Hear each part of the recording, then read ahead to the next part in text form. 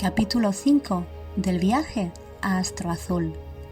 Historia de una revolución. De camino a casa, Olmec me explicó que aquello que me había hecho salir corriendo de la clínica era una prueba de reacción ocular. Querían estudiar mis ojos y mi visión para poder aliviar mi incomodidad. Me disculpé por no haberles permitido terminar, pero me sorprendió de nuevo al mostrarme un líquido contenido en un pequeño tubo con un sofisticado gotero. Poco después de aplicármelo ya sentí alivio y mi visión ya no era borrosa. Se disculpó él entonces conmigo por no haberme advertido, entendiendo que los terrícolas somos mucho más intensos que ellos, asegurándome que no volvería a ocurrir algo semejante. Me sentí mal por él, pues al no ser solo mi guía de vida, sino también una de mis llamas gemelas, precisamente con la que más conecto, podía sentir su malestar y preocupación, y no pude evitar abrazarlo. Me informó que nos dirigíamos al departamento de distribución de bienes primero y al huerto comunitario después. Y por fin me hice con arroz, algo que me alegró enormemente. Bulbos semejantes a las cebollas y a los ajos tiernos, semillas, hongos, legumbres variadas, raíces, té, verdura, cogollos, tubérculos y cereales. En el huerto recogimos frutas varias, pero me seguían faltando especias, harinas, sal y aceite.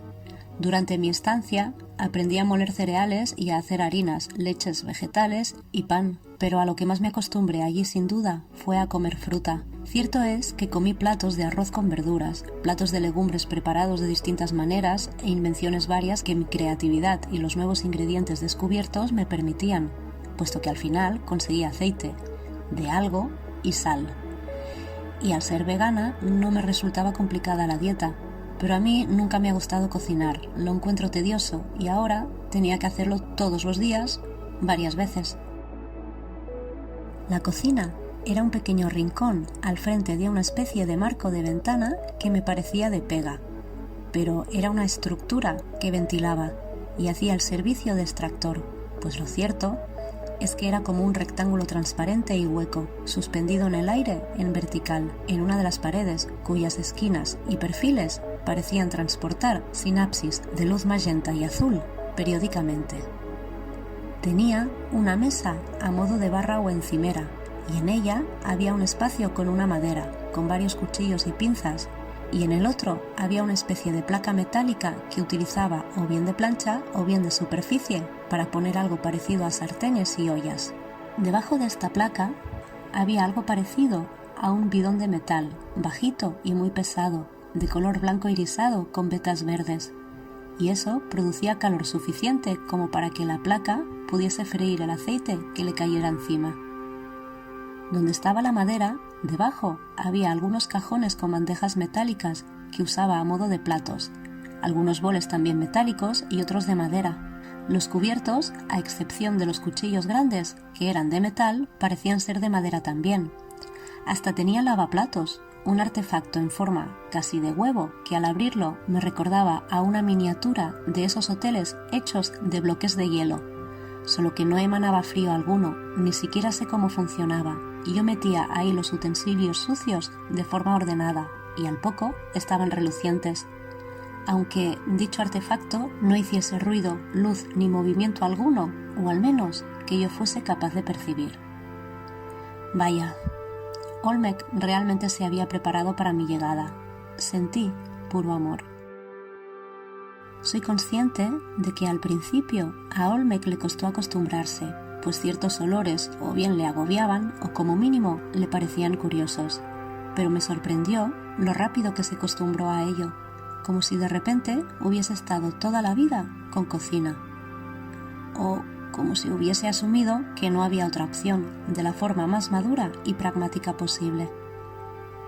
Recuerdo que lo primero que cociné fue un plato de arroz hervido salteado con verduras y setas, y, por miedo a que me quedara soso, pensé que sería buena idea suplir la falta de gusto con cantidad.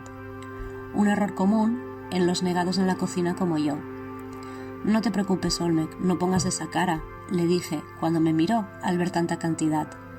Recuerda que yo como mucho más que tú, y si no me lo termino, lo puedo guardar para más tarde. Mis abuelos pasaron por la Guerra Civil Española y la posguerra que prosiguió, con toda la hambruna y la crisis que trajo, y me enseñaron que la comida no se tira. Tranquilo, lo guardo para la cena. Seguro que hay algo que mantenga el frío, solo tengo que taparlo y mantenerlo en un lugar fresco y oscuro. Y así fue, en cuestión de poco tiempo tenía nevera propia, si así la podía llamar, claro.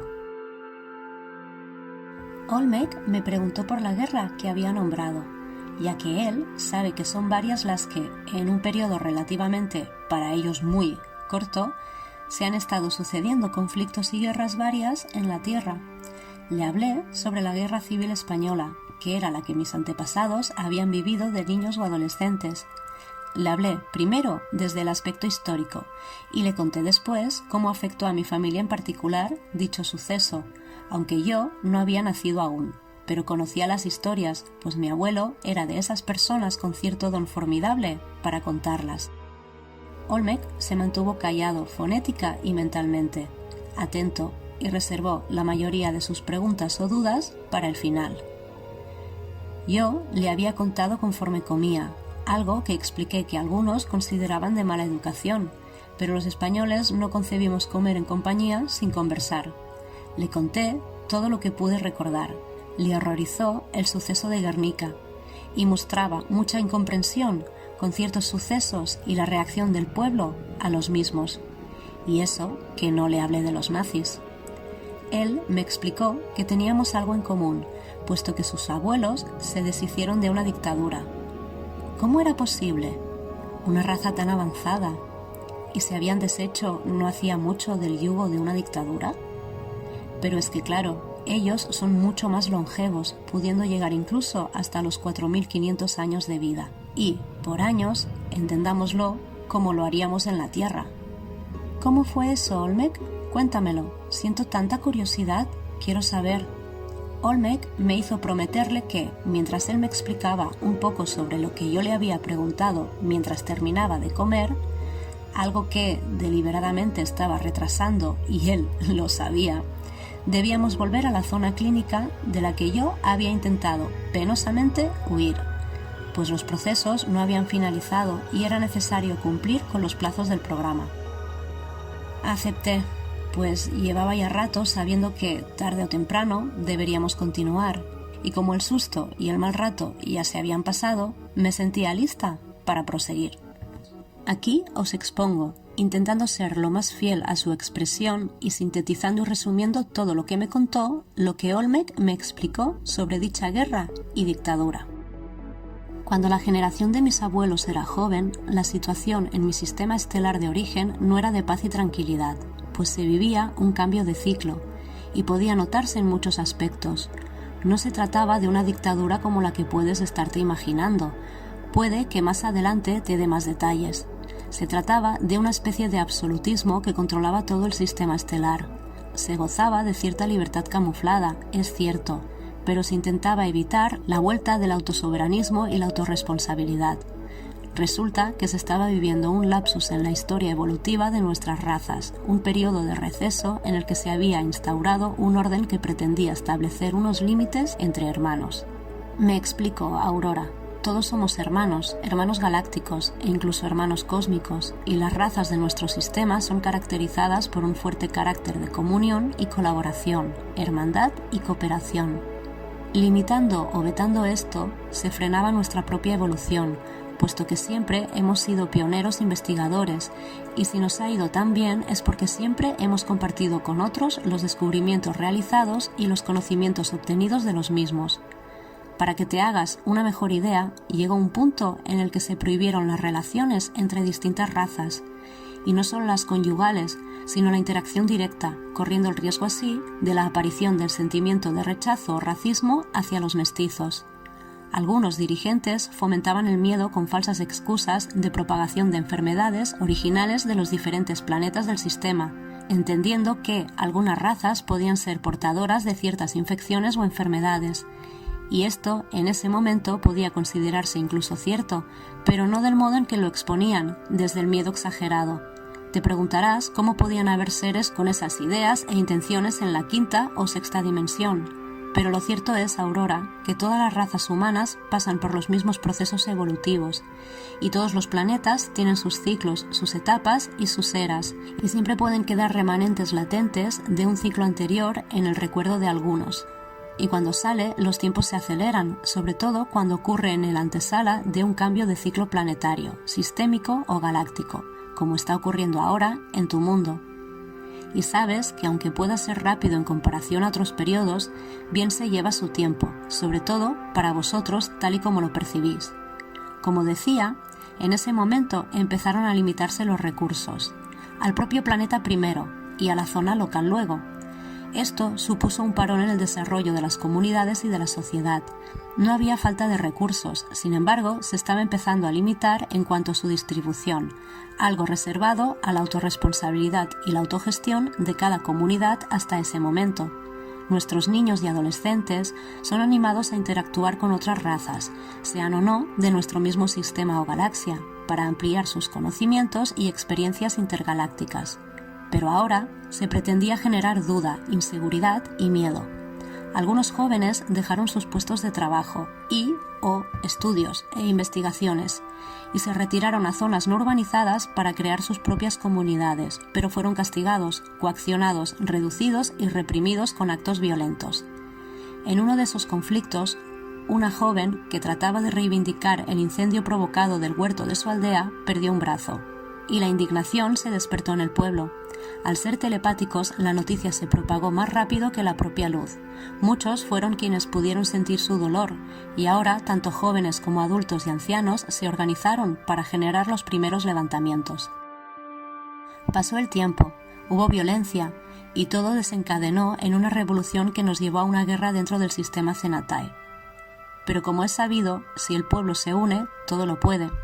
Mis padres me explicaban algunas anécdotas de los tiempos en los que eran pequeños y sus padres recordaban esos días. Mi abuelo fue un prisionero de guerra, por rebelde, y fue juzgado por incitar a las masas y por dirigir el comando que destruiría uno de los puntos de control especiales de la élite absolutista. Pero lo rescataron, y lo que va a gustarte de esta historia es que mi abuela iba en el equipo rebelde de rescate que hizo lo que conoces como golpe de estado. Solo que era el pueblo el que daba el golpe. Así se conocieron, de vuelta a su planeta de origen, pues ambos pertenecían a la misma raza, aunque distinta etnia. A mi abuela le gusta recordar ese momento. Siempre dice que cuando estaban entrando en la atmósfera, ambos decidieron comenzar su vida juntos. Me quedé maravillada con todo, con lo que me había explicado, con imágenes que mentalmente me había transmitido, que sus padres le transmitieron a él y que a su vez sus abuelos le transmitieron. Qué empírica y efectiva forma de aprender la historia. Yo consideraba realmente romántico lo que me contó de sus abuelos y me quedé fascinada sobre todo por cómo el pueblo se había sabido organizar tan rápido sin sucumbir al miedo ni a la alarma social y repudiando el rechazo hacia otras razas o la interacción con las mismas, rehusando del engaño y del miedo. Estaba claro que un control así, en razas despiertas y con niveles de conciencia superiores y telepáticas, no iba a poder durar demasiado. Después, me dijo que todo eso no era algo nuevo, puesto que otros planetas habían sufrido también sus propias dictaduras, pero me recordó en ese momento el trato, y después de pegar un buen trago de agua y de poner los utensilios sucios en el huevo friegaplatos, nos fuimos de nuevo hacia el laboratorio genético y la zona clínica, y yo solo quería que terminase ya.